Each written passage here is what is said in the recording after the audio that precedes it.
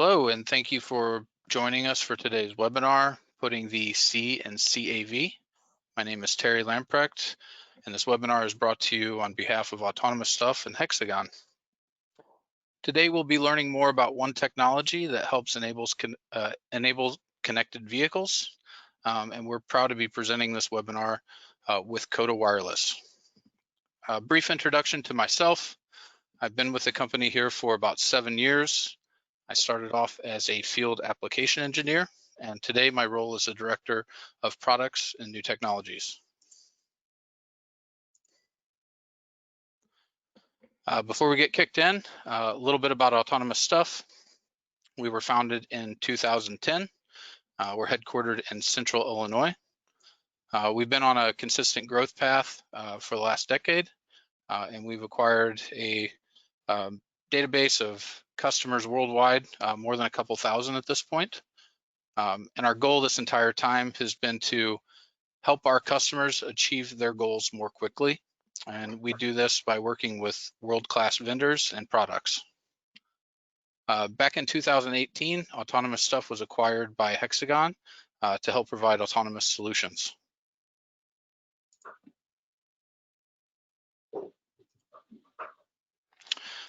So what does AutonomouStuff do? So you probably know us for some of the research and development platforms that we provide, but that's definitely not all we do. We provide products related to autonomy, so you can come to us and source laser scanners, radars, GPS or GNSS equipment, computers that are used for automation, actuators, connected radio technology like we're talking about today with Cohda. For services, we have an engineering team that can help provide tailored services for your company. We do provide software, both homegrown solutions as well as experience bringing your team up to speed with open source software that might be available. And we also provide a number of products around data intelligence. So not just data storage, but also tools for what are you going to do with that data after you collect it and get it off of your vehicle. So the industries that AutonomouStuff helps support, the automotive tool chain is a big one for us. We work with OEMs, tier 1s and tier 2s, as well as technology startups. We've been involved with universities for a long period of time. We've helped with some government funded projects as well as university projects themselves. Mining customers, we provide solutions to a number of different mining customers, as well as products that are used in production environments today. And agriculture, we're really working with Hexagon to help support this vertical market. So what are some of the applications that we support? Obviously, autonomous driving is one of them. We can also help with 3D and high definition mapping needs. We also have neural network capabilities. We can help customers train different scenarios. Data storage solutions again, and even products that are tailored for teleoperation of your vehicles and your machinery. So today we'll be talking about AutonomouStuff's partnership with Cohda Wireless that will help enable even more applications. So we all know that autonomy is going to help save lives and also improve the quality of life. When we start talking about connected autonomous vehicle technology, there's a whole new list of applications that we can help develop and new functionality that can be found there. Cohda Wireless is responsible for helping make that connection possible between the hardware and the software layer. It can help communicate things like your location, your trajectory, the object detection. So when your vehicle senses an object, it can actually share that information. And it does this not only from one vehicle to another, but also from the vehicle to the infrastructure. And these types of things can help enable the ability to potentially see around the corner and identify things that might not be within your line of sight. So today we have with us Cohda CTO and co-founder Paul Alexander. and he'll be discussing some of the implications of this technology, how it's evolving, Cohda's development, and also some of the industry standards. Paul holds a number of patents, and he leads Cohda's research team that is focused on autonomy, and he also was a pioneer in the field of iterative detection. So with that, Paul, I will pass it over to you. Well, thank you, Terry. Welcome, everybody. So it's a pleasure to be with you today to do this joint presentation with AutonomouStuff and Terry. So Cohda Wireless has, as Terry said, been around since 2004, and during the early time of our existence, we've very much focused on connected vehicle. Naturally, that's evolved into connected autonomous vehicles recently. So what Cohda does is we make software and some hardware components and supply sensors into connected and autonomous vehicle markets, and also the allied smart city markets. And the idea there is that those technologies and products will make driving safer and more enjoyable, and also have less impact on the environment. So that's what we're about. The detailed set of products that we have to enable that are quite varied, I suppose, really from software components all the way through to the hardware components necessary, and even the chipsets in the middle, if you like. So the original products that we have around connected vehicle are very, very mature today. They're in production globally. It's called a V2X stack, so perhaps V2X is a term you've heard before, but it means vehicle to everything. So it might be vehicle to infrastructure or vehicle to vehicle. So that's the software to provide interoperable messaging between vehicles and infrastructure. That's one product. Secondly, there's the applications that sit on top of that connected vehicle technology. Applications such as awareness and collision avoidance and road efficiency applications. Those are put on top of the stack, and then you have a complete end-to-end solution, particularly if you then bundle in the wireless technology piece in terms of the hardware, which are the things on the right-hand side of this chart here. So we have a chipset that does the standard compliant DSRC signaling between the vehicles and the infrastructure, and we also supply that into hardware modules that go on board the vehicles and on the roadside. We have variations of the hardware on the right-hand side there that also has other wireless standards supported, not just the DSRC standards such as CV2X, for example. So, trying to click through here, next slide. So the key sectors that we are across are the smart vehicles and the smart cities that I mentioned, and there's just some deployment examples here. Most notably, in terms of the vehicles, we are designed into the Cadillac from 2017, and more recently the VW Golf platform globally from 2019. So you can buy those cars today with connected vehicle technology thanks to Cohda inside. On the smart cities side, there are many deployments globally, and the US is very much on the forefront of that work, and we've been certainly involved in that. We have an allied market which is around location services. So having an improved safety outcome or traffic understanding is very much dependent on localization. So we've very much been working on how to make the vehicles understand where they are in a much more accurate way, and that's manifested in everything from underground mining applications through to tunnels and guiding autonomous vehicles in challenged environments. So yeah, we have about 600 customers or so globally so far at Cohda.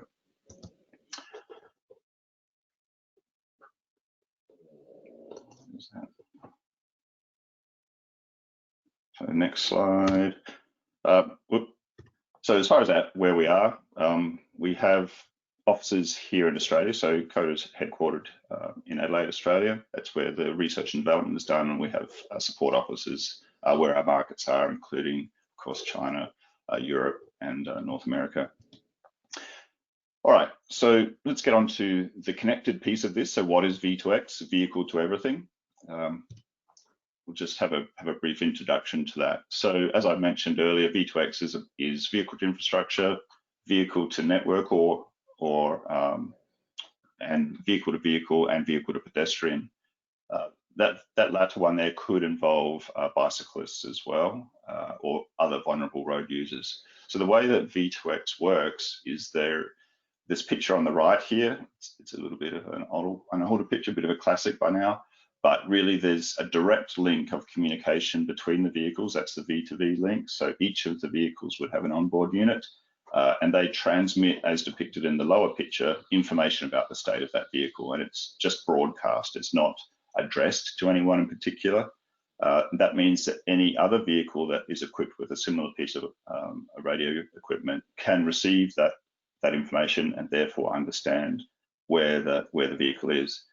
In terms of the infrastructure elements, there are small roadside units that might be put on light poles or traffic signal poles, which allow the road system to understand what the vehicles are doing, and even have the road system tell the vehicles important information about the road state, such as obvious things like the signal phase and timing. All of the messaging that's used to transmit between the vehicles and the infrastructure is standardized. There are two main sets of standards globally. One is European and one is North American. There are emerging standards also, of course, in Asia. And those message standardization is very important, obviously, because it has to be interoperable with each other. There's no point saying something if the other vehicles can't understand you.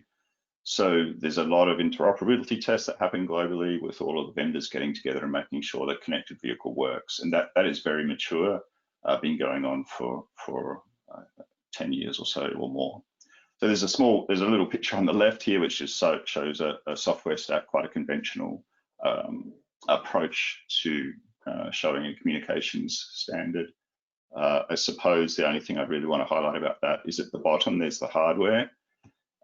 So as I mentioned earlier, it's possible to support different wireless standards and on top of the same V2X stack. So it's possible for a car to say where it is in using a message type, which is exactly the same independent of the wireless media over which that message went. So what is V2X? It's about connecting vehicles to other vehicles and infrastructure using a standard interoperable messaging. It's also quite mature, been around for a while now, just going to deployment. And as I mentioned earlier, there's this VW Golf 8 platform that's for model year 20 that's just been released by VW, announced last year. And there are 1 million of those vehicles being produced globally. So connected vehicle is present. The other deployment note that I should just highlight is that in the US in particular, there are a lot of cities now that have V2X infrastructure deployed. So the connectivity piece, it's sorted. I haven't been talking about connected autonomous vehicles yet, though you might note. So let's get on to some of that. So what Cohda has done to bring V2X to the autonomous vehicle domain is to start with a conversation with AutonomouStuff and Hexagon. So we have a few vehicles. You'll note there's not just one. We're about connected vehicles, so it's no use just having one vehicle. We're about connecting many vehicles together and what can that do for the autonomous function. So thanks to AutonomouStuff, we have pretty much an off-the-shelf platform in terms of the autonomy and sensing. At Cohda, we did, the first thing we did actually is put this rather small blue box here that you can see in the trunk. This is the connected car wireless box. All of the rest of this technology came supplied by AutonomouStuff, and it includes an NVIDIA camera processor here. We have LiDARs in the front and radars all around, and it was important for us that it didn't look like a science experiment. This vehicle is very rich in its sensor suite, but they're all hidden very nicely behind plastic where possible. So from the outside, the car doesn't even look like it's got much of a perception capability, but it certainly does. Perhaps the one thing that we don't have in these pictures that I've shown is the 360 LiDAR on the top of the vehicle. That's about the only way you would probably get a hint that it's actually an autonomous vehicle. So we've taken those, we've put V2X in them, and that by developing that, we've decided to make that available to the customers, AutonomouStuff. So it's right now you can get this equipment through AutonomouStuff, and the V2X exchanged information, which I'll get to shortly, is presented into the ROS environment of the vehicle. So thanks to all of the information that comes in over the air is presented into the ROS environment in the vehicle. And I'll certainly be talking a bit about why that's important next. So let's do that. So, so what? Why is connectivity important for an autonomous vehicle? And it's important because of the mission, really. So assuming that we want to do a better job of route planning, which has a consequence of the whole system working better in terms of the efficiency of the network, the connectivity brings the much elevated awareness to the system. So, and really, I didn't mention it so far, but V2X is actually a non-line of sight capable technology. Most of the pictures you tend to see about it show links between vehicles that might be only 10 meters away from each other in a line of sight situation. But really, V2X is much more capable than that. It can see around corners effectively, or at least the connection can be made around corners. And it's this connection that brings a much elevated perception capability to the vehicles. So to give you an example of that, we have a deployment in New York where there are roadside units at virtually all of the intersections these days. And obviously, we've driven cars, so there are a number of vehicles that are now deployed into that situation. And what I'm just showing here is the connectivity to roadside units that the vehicle has as it drives around New York. So the red lines show when a roadside unit is available for the car. And why that's important is if you think about those roadside units and what they can see, and then sharing that to the vehicle, we start to have a perception system that is potentially very powerful. Now, this is a roadside unit version. Of course, if there are other vehicles around as well, then a similar connectivity is available. And again, the point being that the connectivity is available around corners. And not just around corners, but through trucks, through other obstacles that might be in the road, such as construction sites and buses and so on. So the message here is about, wow, this connected vehicle stuff is not just about 10 meters away from me. I can actually connect to other V2X objects that are quite a way away from me. This is all standardized. There's no proprietary protocols here. There are multiple vendors that are supplying connected vehicle technology, frankly, today. But what you do with the information is the key, and that's what we've been working on with AutonomouStuff. So we'll move on to what have we actually done so far. All right. So I mentioned that the first thing that we did when we got the platforms is we put the V2X connectivity in them, and that enabled us to do two things initially. One is apply and run conventional awareness applications. So when I say conventional, Cohda's business has been in connected vehicle technology for many, many years, and we have the algorithms and software that can understand the vehicle dynamics of other vehicles around you and determine whether or not they're a risk to your current vehicle. So what we simply did is we apply those algorithms to the autonomous vehicles. So that means that the autonomous vehicle is able to see around corners and avoid collisions by autonomously avoiding a manually driven car. And I'll show you a video of that in a moment. That's depicted a little bit there on the right-hand side.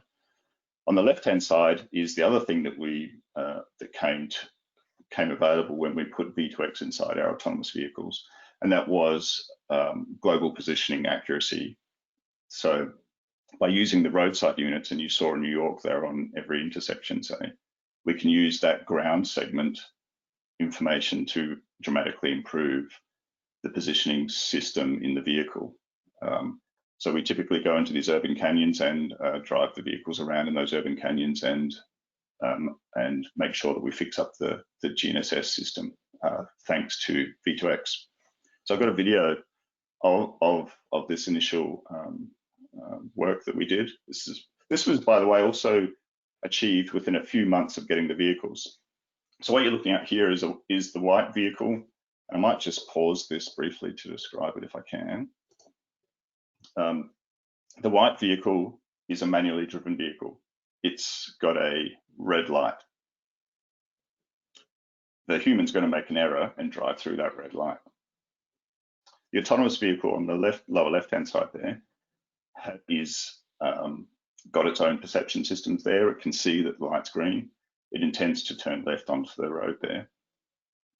Both of the vehicles are connected now, though, so we've added the connectivity. So the autonomous vehicle is aware of the white car thanks to V2V comms. So none of the other perception systems on the vehicle, by the way, can see that white car. Now, because that white car is about to do something anomalous, it's important that the autonomous vehicle can react to that. So effectively what the autonomous vehicle is doing is tracking the behavior of that white car at all times, and then at some point it decides that it needs to slow down and indeed possibly stop to avoid a collision. And that's what the rest of this video shows happening. The blue there is meant to depict the line of sight sensing capability of the autonomous vehicle. Where are we? So what will happen is the video will roll through in a second, and so blue car stops because white car goes through intersection when it shouldn't. And then once the autonomous car understood that the threat had been cleared, then it continued on its planned trajectory. So message here is about connectivity bringing non-line of sight perception capability, message 1. All right, then, and that was delivered by the conventional messages that are available in V2X standards. They are essentially an awareness message or a basic safety message, which tells other vehicles around you where you are, how fast you're going, and a little bit about your planned route. So that's the most fundamental message that exists in connected vehicle V2X standards. There are some very, very nice new messages that are coming, however, and this is really starting to leverage the network effect of connected vehicle. And what they are collective perception messages. What's happening in this class of connected vehicle messaging is that any sensors that are on the cars or on the roadside are compressed and sent over the air, broadcast over the air, in the same way that the basic safety message was that I described earlier. So that means that effectively you're doing sensor sharing not just of your GPS, but of the objects that you have classified thanks to your onboard classifiers. Now, this is obviously subject to bandwidth constraints, accuracies need to be embedded and so on, but it's really about improving the perception capability of a vehicle by having others share what they know about the environment that your car can't see to you. Applies for both roadside units and vehicles. And the use cases that come from this are manifold. And there's only a few examples that I've listed there, but obviously having an extended perception horizon allows a safer and more efficient control of the vehicles. That's the point of it. So there's a short video that I'll show in a second to really highlight this effect, but really what we're trying to do here is bring the perception systems on the autonomous vehicles to another level, thanks to connectivity. The chart on the left is showing what the green vehicle can make of its environment thanks to the line of sight sensors that it has on board. And by line of sight sensors, I mean LiDAR, cameras, radars. All of those are essentially blocked by anything that's in the way that would otherwise block visual light. When we can, so we've got a shortfall there on our perception. We can only see some of what's going on, not at all. So I'll go forward to the video and try to describe that a little better for you.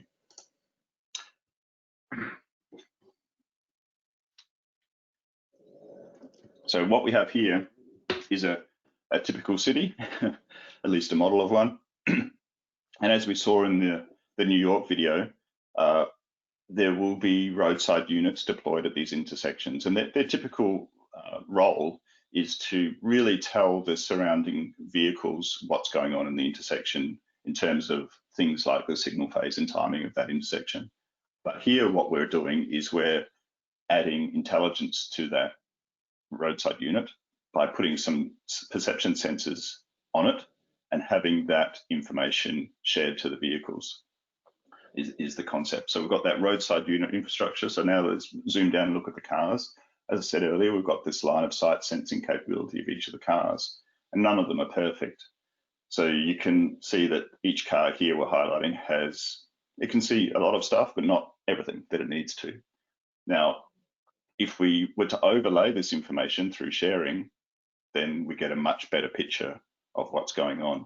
Now, of course, the challenge for the engineers is to do all this in real time with efficient over-the-air messaging, which is the subject of the standardization work that's going on right now, and the development work, which is what we've been doing at Cohda, by the way. This is a big focus of ours to make this work. So here we dive down the street and ask, what does it mean? Well, a car driving along here now could be aware, thanks to the broadcast of a roadside unit up ahead, of a bicyclist we can't see. It's behind a bus. I mean, whether or not that's particularly relevant right now from a safety point of view is a question, but the perception capability is there. Here, there might be a van coming out from the side of the street. We can't see it from our car, but a car parked to the left waiting could see it, or the roadside unit in the intersection could see it. Thanks to the sharing of those messages, we become aware of it. A pedestrian walking out from behind the van. So the car up ahead of us probably can see that pedestrian, but we can't. So that car up ahead of us wasn't really a problem for that pedestrian, but we are. That car up ahead could see the pedestrian and shared what it could see thanks to collective perception messaging, so that we were able to address that pedestrian appropriately. So yeah, perception, horizon, extension, thanks to connectivity. Standardized in development. So just a few more examples of this.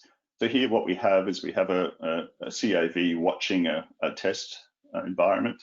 So it's running a video classifier. I hope that's rolling for you. So it's watching, we've got a video classifier watching a scene. The car that we're sitting in is a connected vehicle, so it can receive messages from that other autonomous vehicle that's a bit hard to see because it's got graphics all over it, but it's rotating in front of us there, just going around in loops. And we're able to see through these shipping containers and understand where that other CAV is, thanks to connected vehicle tech. By the way, here we're showing a collision avoidance scenario. So there's a manually driven car there that just drove through another connected vehicle. So we've got 3 connected vehicles in this scenario, where we're demonstrating that non-line of sight connectivity and collision avoidance side of things here. But here I want to highlight that the connected vehicle tech is being fused with the video classifier into a seamless view of what's going on around the vehicle, irrespective of the non-line of sight or line of sight situation that is present. Then I think, okay, one final, I'll just try and pause that because I want to talk to this a bit more. So here we are in practice again. So this is, I'm going to talk here about a real deployment that we have. This is actually in Sydney, Australia. So we've got this complex urban environment here, and we're in our autonomous vehicle. And what we're going to show here is the perception that's available to this autonomous vehicle in this environment, thanks to a roadside unit that is around the corner and up at the next intersection. So to our right and up at the next intersection, there's a roadside unit. It has a camera and a classifier on board and LiDAR as well, I think. So here we are, we've got our perception system here that could make some sense of these pedestrians and those vehicles that you can see, but we would have no view whatsoever around the corner here. So if I run this forward a little bit more, just pause it here briefly. So here we are, this is the car's view of what's going on. So down the lower left here, we have the point cloud of the scene, and you can see the van that was parked in front of us. Then over to the right, there's a white pole, which is the roadside unit, and it's classifying vehicles and pedestrians and sending that information in a standard compliant message over the air, which is being received by our autonomous vehicle, even though it's around a corner. So now our autonomous vehicle is aware of all of those objects that have been classified by that roadside unit there. Of course, you have to map all of the coordinate systems and so on, but that's the awareness horizon that's created by the connected part of the CAV here. The top left chart is the perception systems that are in play at the roadside unit. So those perception systems are not on the vehicle, they're on the roadside unit, and yet the vehicle ends up benefiting from all of that information that's classified by the roadside unit around the corner. If I let the video run through, we actually turn the corner here in our autonomous vehicle and drive towards the roadside unit.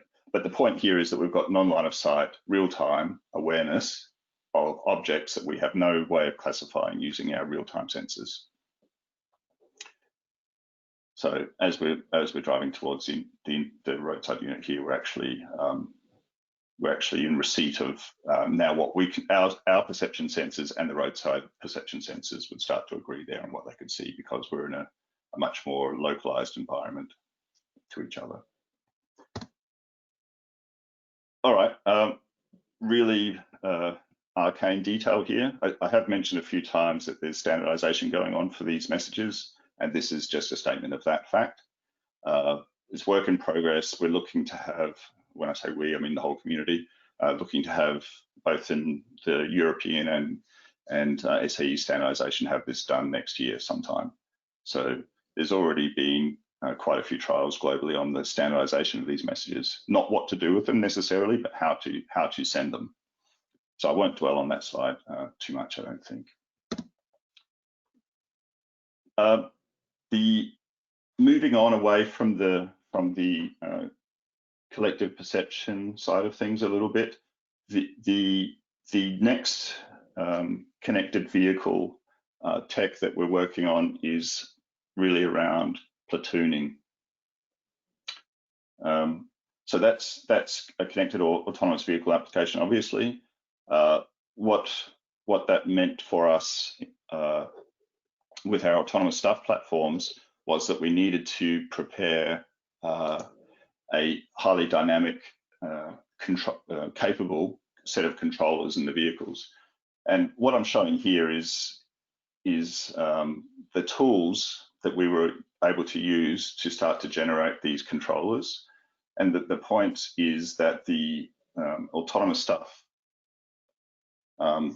products come with a very nice vehicle model, which we're able to drop into a simulator. And we did a lot of dynamic controller design in the simulator thanks to the quality of those models. So just a normal kind of path planning task for us, but really we were able to take these algorithms and drop them straight into the cars and have them pretty much do what we expected.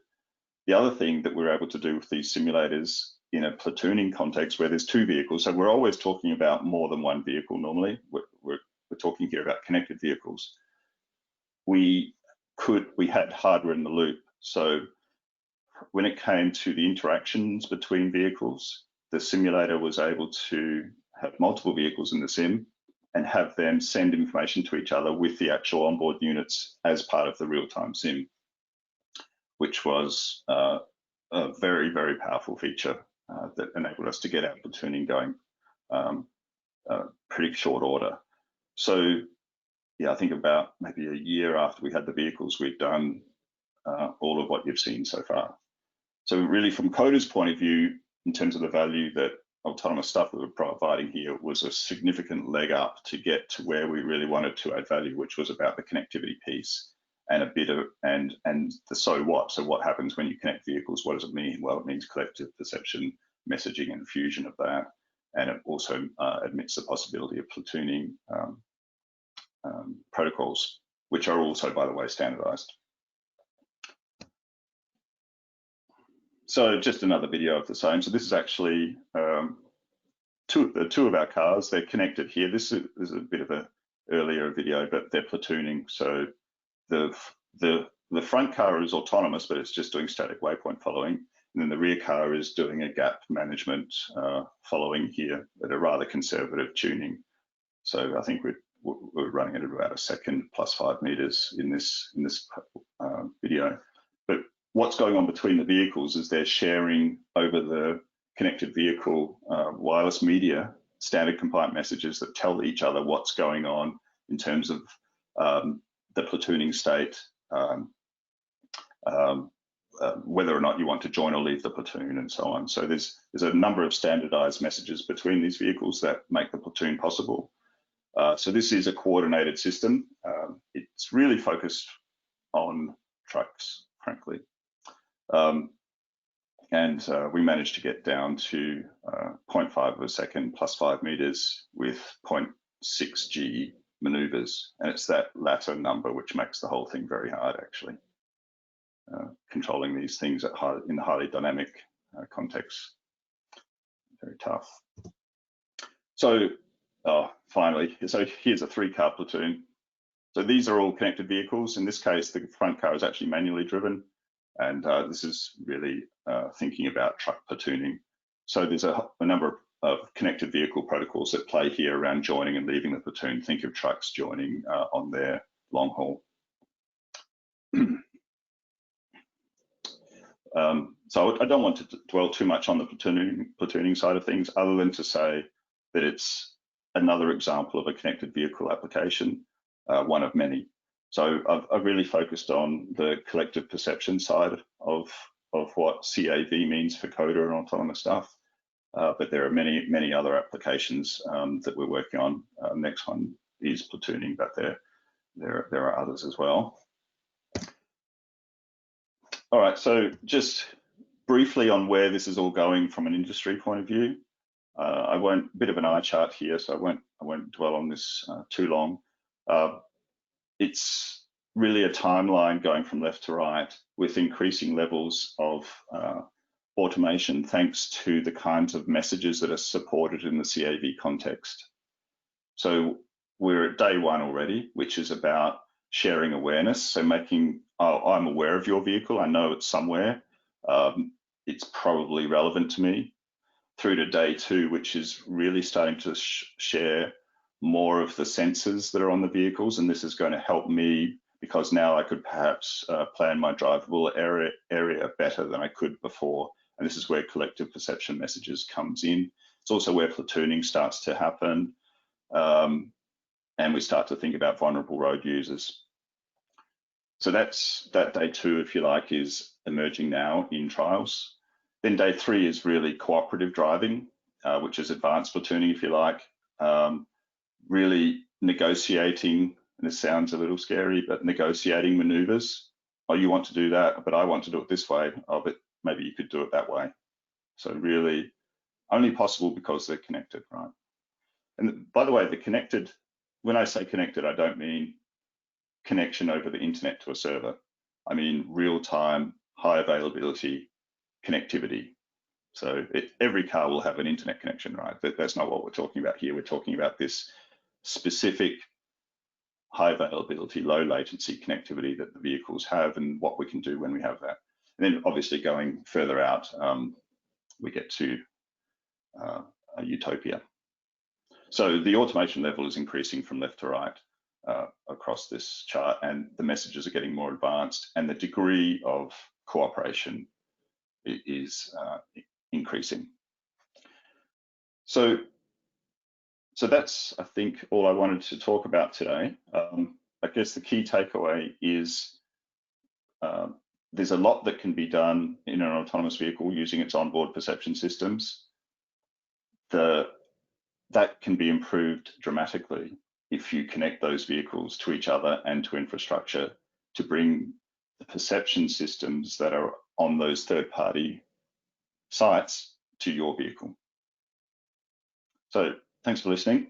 I'll hand back to, I think, Matt or Terry. Yeah. Hi, Paul. This is Matt Budell from AutonomouStuff. Thank you so much for that presentation, and thank you to everyone who joined us. Paul, we did have a few really good questions come in, so I'll probably paraphrase a little bit here, but one question that came in asked about how trust works in the cooperative perception, in the shared perception model. So it's what stops a malicious connected autonomous vehicle from sharing false data, or a malicious actor, maybe a hacker, for instance, claiming there's a phantom vehicle that only this entity can see ahead, which would typically warrant urgent braking. Would the expectation be that a CAV not act on this information until data is collected that corroborates? Yeah, so that's certainly possible, Matt. I didn't mention the security that's been built into the connected vehicle standards. So every device that's transmitting needs to do so using certificates from a trusted source. And before a receiver of that information acts in an important way, it should validate and check those signatures that come across the air, so that the messages that come across the air are signed, and that they then need to be validated by the receiver of those messages. So that's where the trust is. It's through the use of effectively the